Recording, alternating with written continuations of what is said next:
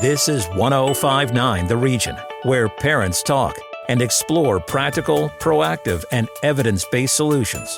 This is Where Parents Talk with Lianne Castelino.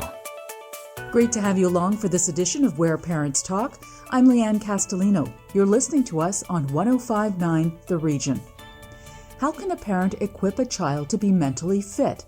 What tools help set that foundation, and what age should this effort begin? Well, our guest today has spent much of her career researching these very questions that have become increasingly important during the mental health crisis continuing to grip many children and youth around the world. Dr. Carolyn Leaf is a clinical neuroscientist and communication pathologist. Her area of research for over 30 years has focused on the mind-brain-body connection. Dr. Leaf is also a best-selling author and a mother of 4. Her latest book is called How to Help Your Child Clean Up Their Mental Mess, a guide to building resilience and managing mental health. Dr. Leaf joins us from Miami. Thank you for being here. It's lovely to be with you. Thanks so much. Let's start, first of all, Dr. Leaf, with having you describe what a communication pathologist does.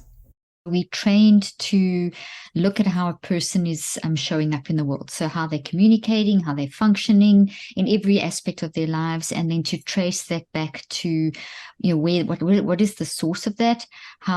Where is it coming from? And then to help them to embrace, process, and reconceptualize that. So that could be, it could be a language issue, it could be a relationship issue, it could be a trauma issue. It could be a combination of different things. So we looked to sort of the neurological foundation. We also look to the source, like context, whatever's happening in a person's life, which can affect how they function. We train to deal with trauma. We train to deal with neurological issues like Parkinson's and dementia, ADHD, all that kind of thing. Then I specialized in clinical neuroscience. I went a little deeper in that aspect and still do. I still research. When you put both of those areas and fields of study together, and then you add it to the global pandemic of youth mental health that we're currently in, what would you say concerns you the most? Is there a statistic, for example, that should give us all pause? Excellent question. And yes, there is a statistic, and the statistic that worries me the most is that we have shifted over the last 2 years, about 2 to 3 years. When they do global world mental health surveys, where they look at different parts of the world, generally adults come out worse than children.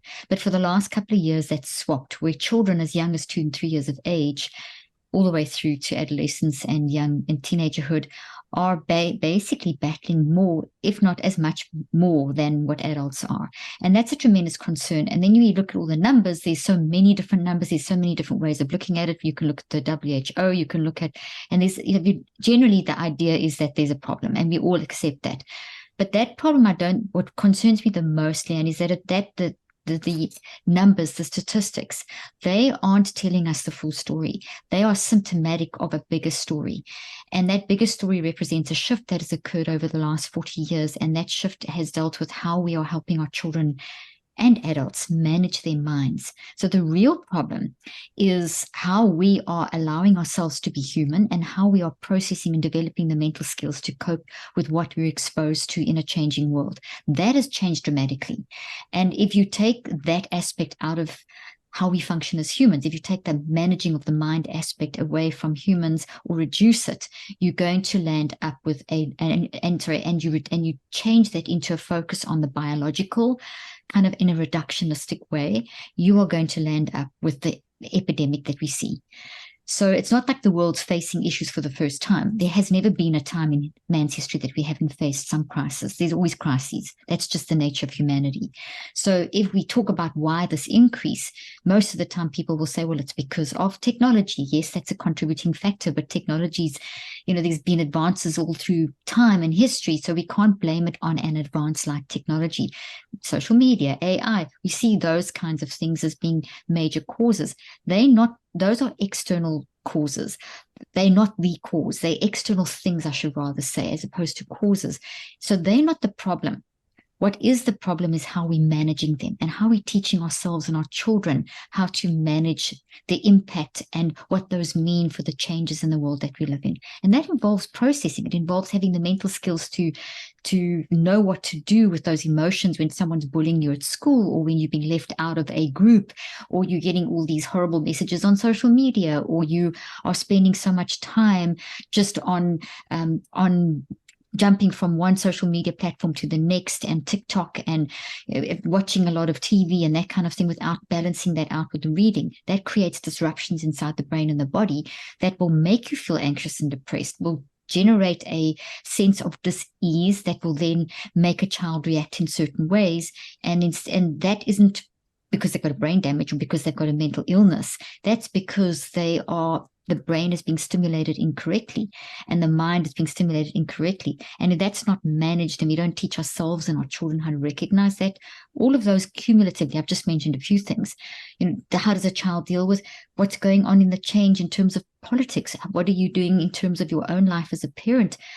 You go through changes. How are you explaining that to your children? You add all of those factors up, and you're putting a child in the world with all this stuff. And what on earth do I do with it? Children respond to authenticity. They respond to being honest. They do what you do. They can read body language better than an adult. And if they don't get things explained to them, all of that, they're going to then think there's something wrong with them. They're going to immediately think, what have I done? So then the identity gets challenged. So now they're trying to deal with stuff at home and all the changes in the world, and no one's telling them how to manage that. You put that together, you're going to have a mind management crisis that will manifest as a mental health crisis.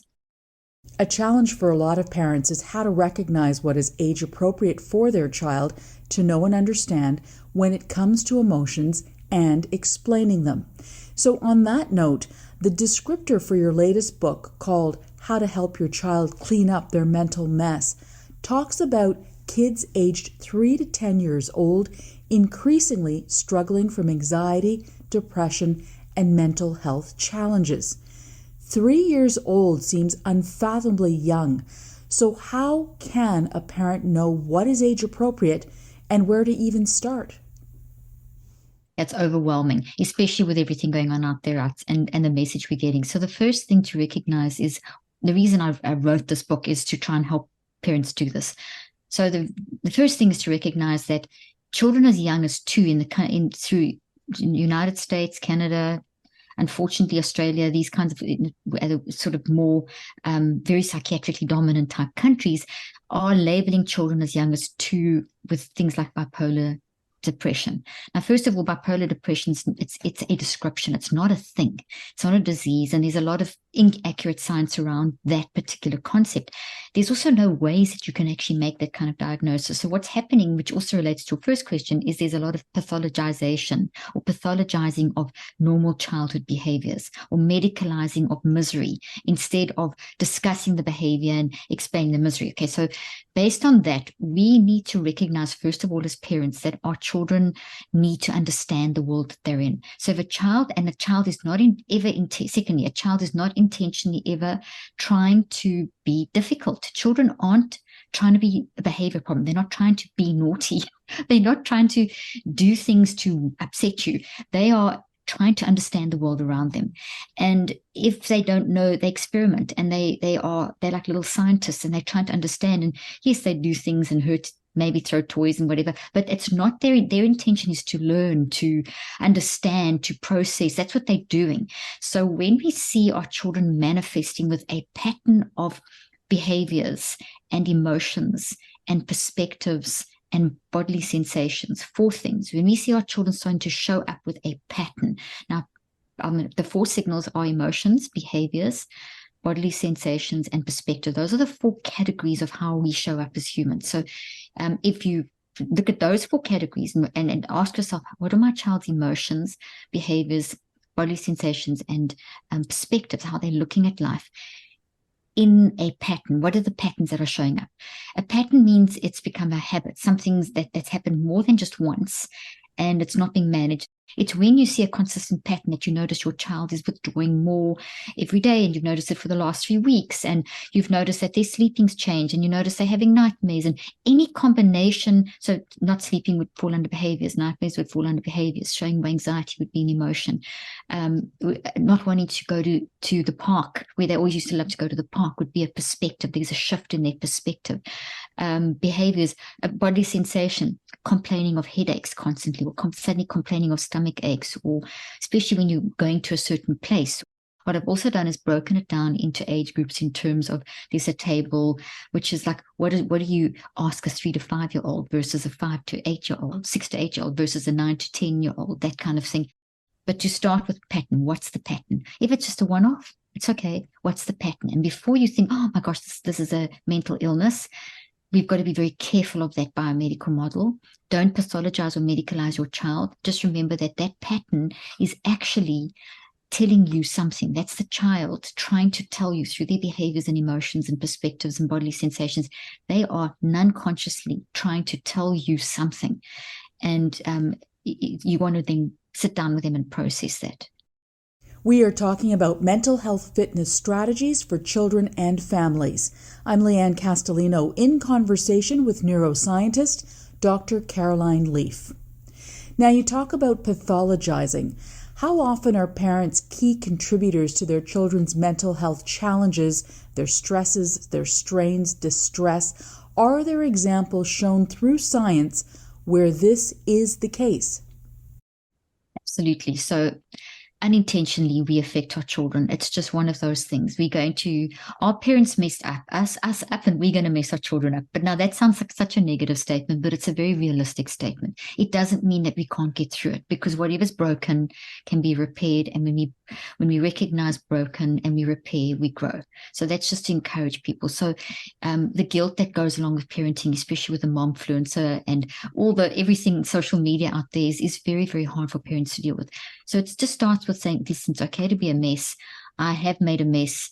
And start at that point, giving yourself just, some grace and permission. Then say, okay, so let me see how I'm affecting my child. So the science does show that our stress is basically going to become the stress of our child, our anxiety, our depression. Now, all of those aren't things, they are emotional warning signals. So being stressed is a behavior. Being anxious and depressed is an emotional warning signal.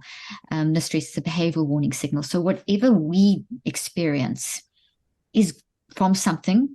And if we don't manage it in front of our children to a certain extent, and I can explain the difference of what do you actually show your child in terms of managing what don't you show your child, because they don't need all the details, but they need enough. Whatever you're experiencing, however, is going to pass through to the child. They're going to see it. They're going to feel it. They respect, as I said, authenticity. So the research is very, very clear on that. Children are way more insightful than what for years the literature has actually said. And there's almost being a dumbing down of the child. An 18-month-old, even younger, they know what's right. They already have a sense of what's right and wrong, even younger than that. What would I do if I had to do one thing to help with this mental health crisis? And it kind of relates to your question. And my answer is help the parent first, educate the parent first. If you want to help your child, it's going to start with you.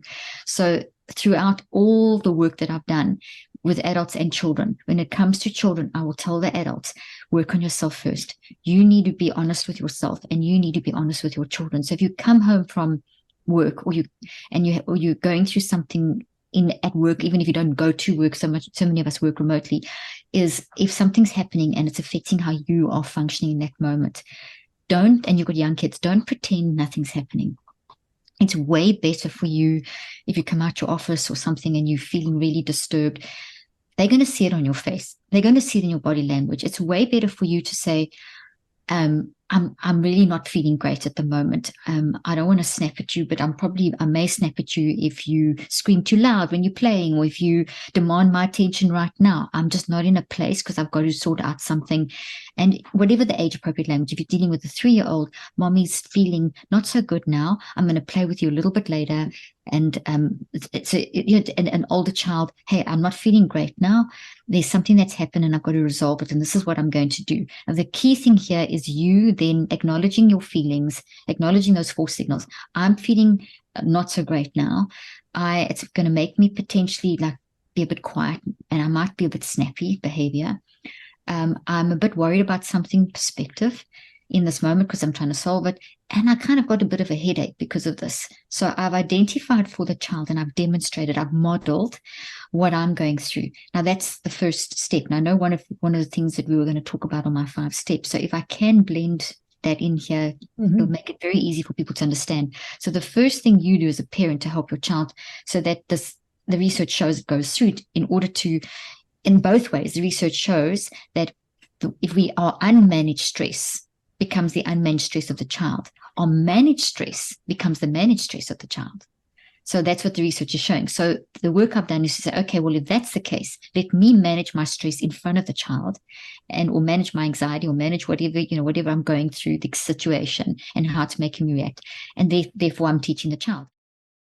Time for a quick break. When we return, self-awareness, role modeling, and more mental health fitness tips with Dr. Caroline Leaf. Stay with us. Want to learn more about the show? Email info@whereparentstalk.com. Stick around. Lianne Castelino and Where Parents Talk will be right back on 1059 The Region. Welcome back to Where Parents Talk. Listen live at 1059theregion.com. Here's Lianne Castelino. Welcome back to Where Parents Talk. We are in conversation with Dr. Caroline Leaf, neuroscientist, best-selling author, and mother of 4. We're talking about mental health fitness tips for families. Dr. Leaf, you've developed a scientifically proven system called the neurocycle to help work through these issues.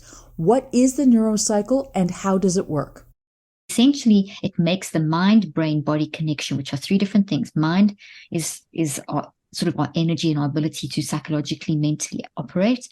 And it drives the body. Our brain is the physical brain and the body is the body. They're 3 separate things that have to work together for us to function.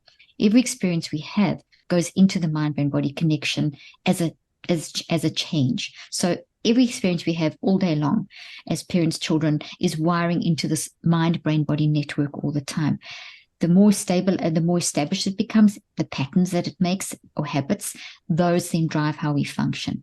So that's the basic operating principle of the neurocycle. Stuff gets in to the mind-brain-body connection and then it influences how we function. That's that whole question of what does a communication pathologist do? And in a clinical neuroscientist, we look at, okay, how are you showing up and where's that coming from and how can we rewire it? How can we rewire the network? So I've made all that complex stuff as simple as I can for people to be empowered to help yourself and to help your children, because the unmanaged stress of the parent becomes the unmanaged stress of the child.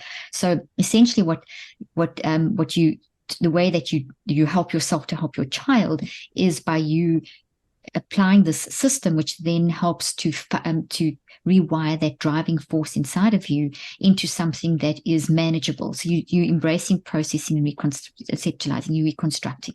So the 5 steps of the neurocycle do all this amazing brain science stuff. As you're doing it, all these changes are happening in your mind and your brain and your body and changing then how you show up. By you going through the cycle, and I'll demonstrate one in a moment, you then are giving your child, through them observing you, managing your issue, you giving them the mental skills.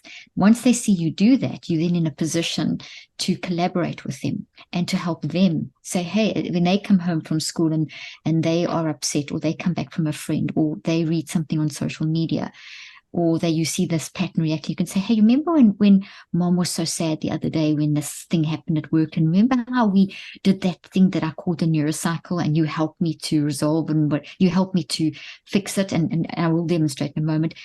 Do you want to try doing that with this, how you feel now? And they're going to be much more inclined then to say, yes, I need some help. And so you can establish that framework. Okay, so let's quickly come back to the neurocycle, and then I can show you, if you want, I can then give you a simple way how you can get your kids into this process. So essentially, you're going to gather awareness. First step is to gather awareness. And the gathering awareness is for you to make 4 little sentences. I feel anxious, or I feel a bit upset. To give our example, I've got a bit of a headache. So upset emotion, headache, bodily sensation, behavior. I might be a little bit quiet and I might be a little bit irritable today. So you've identified that. And my perspective, I'm feeling very upset about something. I'm not so good at the moment, the way I'm looking at things. You could even use sunglasses if a child's very young and say, I've got these broken sunglasses. You could put those on. You can have little boxes with all those 4 different emotions. You can have pictures. You can have objects. You can just have them available in an area of your house. You can have a toy box filled with these things. I give you lots of examples in the book. And you could, if it's a very young child, you could literally go and pick out a picture and say, this is how I'm feeling, or you could draw it, that kind of thing. Then you would go to the next step and you would say, this is why. The next step is to reflect. And keep it very simple. If it's a 3-year-old, you're just going to say, Mommy's sad, and just one sentence with all those 4 things. Mommy's sad and got a bit of a headache, and it's because something happened at Mommy's work, when Mommy was busy on the computer. Something simple like that. So you're giving a bit of a why of why you're feeling that, and the who, the what, the when, the where, the why. So it could be, I'm worried because my boss shouted at me at work, or we're doing something very difficult that I don't know how to do, and I'm very scared or something, whatever. Be honest, because you want them to collaborate with you. Then the third step is to do like a mind dump, is to get out what you've experienced down onto paper. So you can either have a little chalkboard, you could paint a section of your house if you want to. My sister-in-law painted a wall in her kitchen with chalk paint, and that was where they would write. You can have a notebook inside that toy box with those other boxes. So you can have an area that's designated or something like that where you can write, and you pull that out and you actually just write pictures or words, depending if it's a child, or pictures, smiley face, sad face. Even if it's a child who's not literate yet, you could still put words, because you're teaching them the picture word association. So it's pre-reading skills. So it's very good for them. So it becomes, a whole interactive activity. In doing that, you've invited your child in to facilitate and collaborate with you, which is teaching them the art of empathy, collaboration, sharing. It's safe for mom to share with me and for me to help mom. So it must be safe for me to share with mom and mom to help me, or dad, or whatever, brothers, aunt, caregiver. And so then you draw a few pictures. If it's a young child, maybe a few words to just describe how you feel, maybe a little phrase. There's lots of ideas of how you can do it. You can even dramatize it. You could pick up I have this, where's my brainy toy? I actually have a plush toy that we've created in a coloring book. They're not in my office at the moment. And that's of a character called Brainy, who walks your mental health journey with you. It's throughout the book. The whole book's got the cartoons of Brainy in it. And we've got the toy and coloring book and everything that's great for the younger child. Even the adults are using this for inner child work and for older children and themselves and so on. So you write it down. That brings stuff out and invites this collaboration and starts making sense of the chaos that any kind of disruptive experience can do, like a horrible conversation at work or something, which is our example we're using now. Then what you do is you look at what you've written, and then you invite the collaboration. They may or may not join you, but children are very, very caring and very actually full of empathy and are very excited to jump in and help. They may just come up close and touch your face. They may actually pick up a piece of chalk and write on the wall. They may pick up a pen and start drawing, but you're inviting them to enable you to connect. And so you then now go into the fourth step, which is the recheck. So this is what's happened. What can I do? I wonder what I could do. Maybe I could, we could bake something together to make me feel better. And maybe your child says, and you'll be amazed at what kids come up with. When I did family therapy, years of being in this field, kids will come up, and you as a parent will have experienced this. They come up with solutions that are so simple. They may not be the most accurate solution, but they have a grain of something that you could actually go away with. So in other words, your fourth step is you reconceptualizing. This is what's happened. What can I do about it? Then the fifth step is, okay, let's do an action. That's a great idea. Thank you for that idea. I'm going to send my boss an email, but you know what? Let's go and bake something together, or let's take the dog for a walk, or whatever. So that's very simple run through of how you can use it. And there's multiplicity of different ways that you can use the neurocycle in different scenarios, which I've created. Like, for example, if you recognize trauma in your child, or an identity issue, or their sleep issues, or whatever. But the big thing here is you use it, which then invites them. So you're working on this together. Dr. Leaf, you've put decades of research into your book, How to Help Your Child Clean Up Their Mental Mess. What was your approach to distill the science and make the book a guide for parents? I've been in the field 38 years, so that's really trained me to distill it. Probably the easiest example to kind of summarize this idea is if you think of flying a plane. The neurocycle concept is like that. Helping our children with their mental health is a bit like flying a plane. Not that you're going to fly a plane, but the idea, the plane gets prepared in the airport before plan. There's a whole plan around which plane takes off at what time, and that particular plane's got to be on the runway. It's a lot of preparation that goes into it. So the first thing we need to do is prepare our brains and bodies and minds, because they're three parts. And that's where when a child's highly anxious or you're highly anxious or something, you're not just going to dive in and do the neurocycle. You're first going to calm down. And that's the good old-fashioned breathing. And I've got so many, decompression, all that kind of stuff. So there's lots of help for that. I have an app as well. I'm not sure if you're familiar, if you're aware. I have an app called the Neurocycle, which is available on iTunes and Google Play and also on web. And that essentially has got all this stuff in, like a therapy plan, and also for parents. Okay, so you prepare the plane, and then you take off. When they take off, incredibly organized, and you've got to know the skill. Now, if you don't take off, you've got all this preparation that you've done, but you don't go anywhere. And this is what a lot of people do with mental health. They do a lot of breathing and that kind of stuff, but then they don't do anything else but that, so they don't move forward. It's kind of a band-aid. If you prepare and you gather awareness, that's great, because now you've taken off. But if the pilot doesn't know how to fly, the pilot's going to crash. And what we're seeing from the research is that if we just get awareness and then we just do an action, if you jump from step 1 to step 5, because step 5 is the action, you miss out the middle, you're going to crash. And a lot of current therapeutic approaches to mental health are pretty good at the preparing, the breathing stuff, and pretty good at I feel this and that. But you've got to link the I feel to the other 3 signals. You've got to see the interrelation. You've got to go through the whole process. So the middle part is flying. So that to reflect, to write, and to recheck. And then the active reach, the action at the end, that's landing the plane. So always think of working in a cycle. Many people crash and their children crash because they just prepare, or they don't prepare and they just gather awareness, or they just do a technique or to some hodgepodge. So that doesn't change the mind and body connection. It doesn't have sustainability. And that often leads to labeling and all kinds of things. Your book focuses on parents of kids aged 3 to 10 years old. Could you summarize the impact of not addressing these issues when kids are young on their later life, when they become teens, adolescents, and young adults? Absolutely. So the unmanaged stress of ourselves goes through into our later stages of life. So the effect of stress on unmanaged stress has been very well established. I've done a lot of work and research around how this changes the mind-brain-body connection. So if we have an unmanaged suppressed issue that we don't deal with, so let's say something happens like a major trauma. Let's take a big thing like sexual trauma happens, and the child, as a child, they'll develop a coping mechanism, and depending on how severe, how long, etc., the coping mechanism is that it's to cope, but it's not something that's sustainable. If it's not dealt with, that is a whole physical thing that's built into the mind-brain-body connection. It's part of the things that drive them. That then shows up at different stages of their life in different ways. They can get very depressed, they can battle with relationships and show up in behavior problems, they can get addicted. All of those aren't diseases, they are just the coping mechanisms that have got out of hand because of the undealt with issue. So what we never forget anything. Nothing ever goes away. Every experience that you've had, that sexual trauma, whatever it may be, never goes away. But what we can do, which is what we're not teaching children, which circles and adults, circles back to your very first question, is how do we manage that? Because if we don't, it will go through to adolescence and adulthood and impact all manner of our life in different ways and whatever. And that's basically what we call mental health. What we have to do is recognize where it's going to break down. And that's what the neurocycle concept I've tried to do, is to try and help people understand this recognize the things that are showing up as patterns, and then deconstruct that down to where did this come from? Okay, this is not going to go away. But like with children, you can explain it like a tree.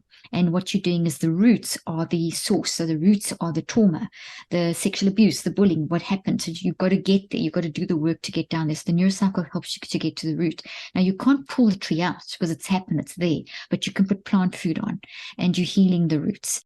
Dr. Caroline Leaf, communication pathologist, clinical neuroscientist, thank you for sharing your time and insight with us. My pleasure. Thank you. Till next time, I'm Lianne Castelino. Thanks for listening. Sign up for Lianne's parenting newsletter and so much more at whereparentstalk.com. This is Where Parents Talk on 105.9 The Region.